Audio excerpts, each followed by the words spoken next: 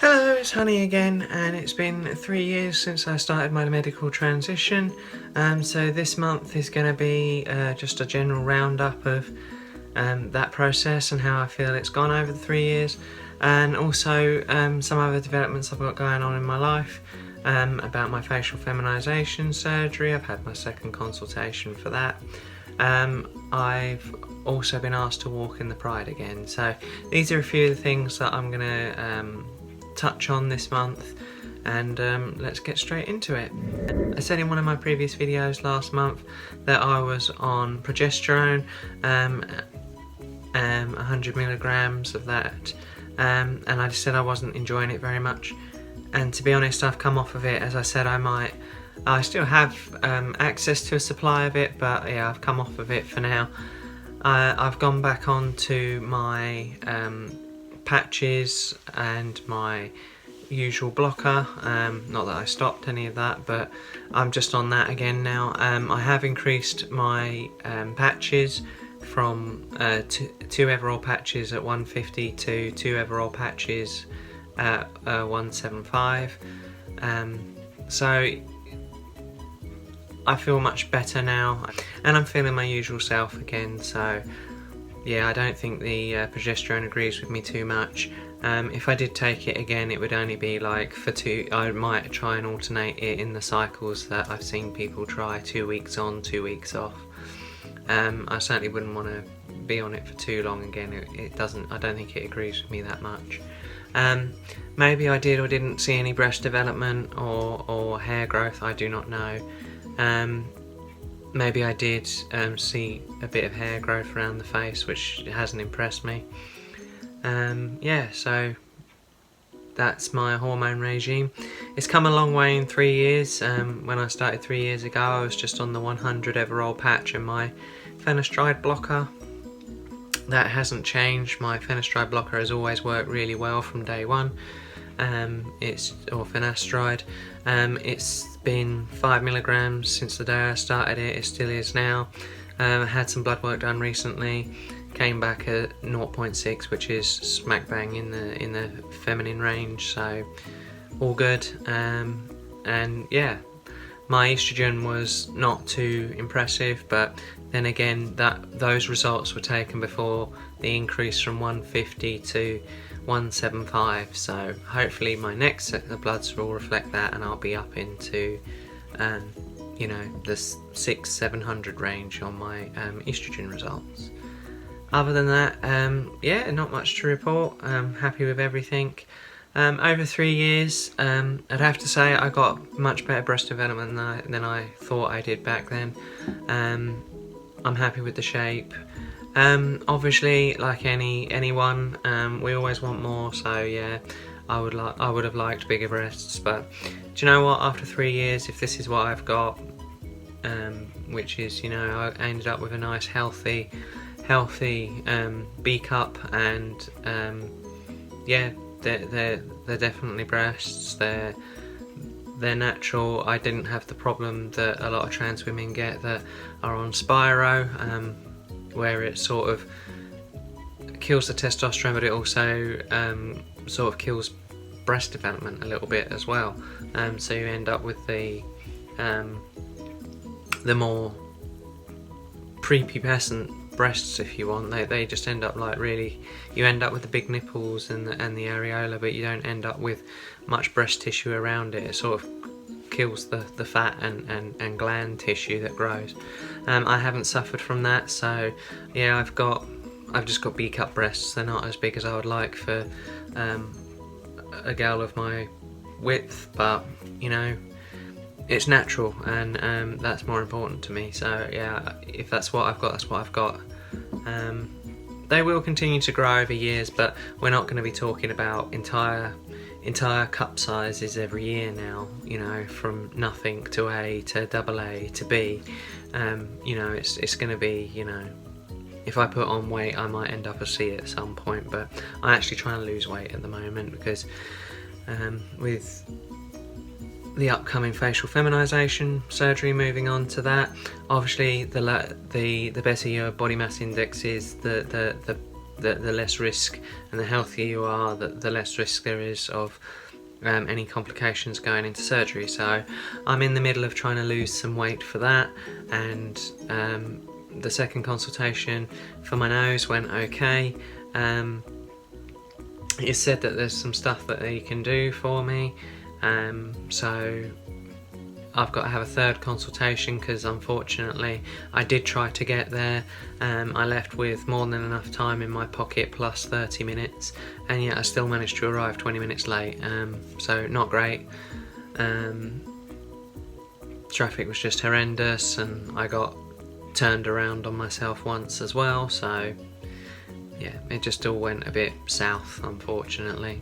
So it ended up being more of an introduction and a hello and a quick sort of blah blah blah, this is what we can do, you know, this is the parts of the nose that I can manipulate, these are the kinds of things that, you know, I think we could do for you, you know, thank you very much for coming, bye bye. You know, which, you know, not great, but it happens, and it's my own fault, so suck it up and go for another consultation. I haven't heard back a date for that one yet, but yeah, I'm trying to push forward with the surgery as much as possible. But going into the facial feminization surgery, I already described everything I was getting done for my face in the previous video. This guy is specifically going to work on my nose in conjunction with the face surgeon.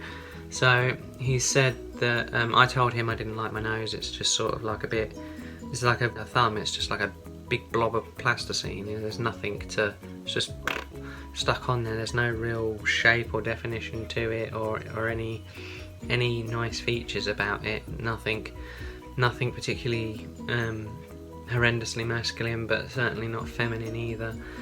He has said that they can do something, because the maxillofacial surgeon's working up here, he's going to do some stuff on my soft tissue down here, or from here onwards, so he says he can reduce that natural bump there, narrow the bridge of my, or narrow the width of my nose, and he says that he can set back the bottom of my nose, while also changing the orientation of it a little bit, so there's a little bit more, it'll turn it up a bit, and then it will also set it back further, so to reduce the distance from here to here.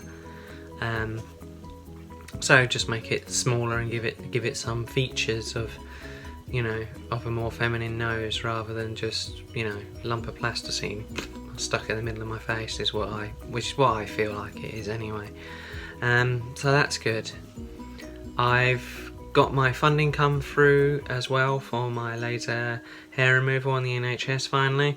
Now, as you all know, if you follow me, I've spent thousands of pounds on it already myself, and I've said before in many videos, so go back and look at those, about how it's worked on my hands and my body and my feet and things like that before I got them tattooed. So it's pretty good, but I've changed clinics for this because the one at Canterbury, I've spent so much money on it, and yet my neck and face still persist. And I don't, if it's at the government's expense, you know, then I don't really want to just pay for another 8 sessions of something that I don't think is probably gonna, or that I didn't think was probably going to get me much more results than I'd already had. So I'm going to a whole new clinic. It's a bit of a trek away, it's 55 miles, but they've supposedly got the best laser around, and it's my last chance basically. If it doesn't work from them, then laser's not the treatment for me, and it will have to all be electrolysis, which is just so slow and painful that, yeah. I had a preliminary treatment yesterday, not a treatment consultation. It went well, and I've emailed across the paperwork and my reference numbers and things to get that authorised by the gender clinic. So 8 free sessions coming up, and I'll keep you posted on how they go. Yeah, that's it medically, I think, at the moment. Otherwise, yeah, it's all been going well. Transition has really helped. Over the years, it's given me a life back. My hair you know, 3 years ago I'd never have thought I'd be using my natural hair like I am now, and have so much of it as well to work with. And once I get the hairline brought forward as well, you know, to help with these, you know, where it's receded a bit here, you know, hopefully it'll all work out and be really good, or really natural and soft looking hairline and things like that. I've certainly got enough to work with now, and I never would have thought that would have been a thing. So that's all down to the fenestride, and obviously in conjunction with the hormones and taking good care of my hair. You know, years ago I just used to go to the gym and wash my hair, and then get up if I was sweaty, wash my hair. I used to always wash my hair, like sometimes twice a day, and not put any products on it or do anything really with it, because I couldn't have the hair I wanted, so I really didn't care what happened to it, which is not the best way to treat hair. That, you know, now I wish I'd taken better care of it. But these days I use like soft straighteners, like steam straighteners and things like that are softer on the hair, and I use a whole host of different like argan oils and other products in it, because my hair is extremely dry and brittle. So I use a lot of argan oils and a lot of things to try and repair and rejuvenate it, and I give it a rest when I can. If I have no reason to be going out or doing anything, and I don't have any plans to, then I just let it be, you know, and let it give it a chance to recover from, you know, the straighteners and the constant, you know, washing. And so yeah, sometimes it does mean that now if I have a little mini workout thing or a Pilates class that, you know, at home here, that it does get sweaty for a day or whatever, and sometimes it's just best to leave it and let it live, rather than constantly treating it and putting it through the mill. I've had pretty good results so far.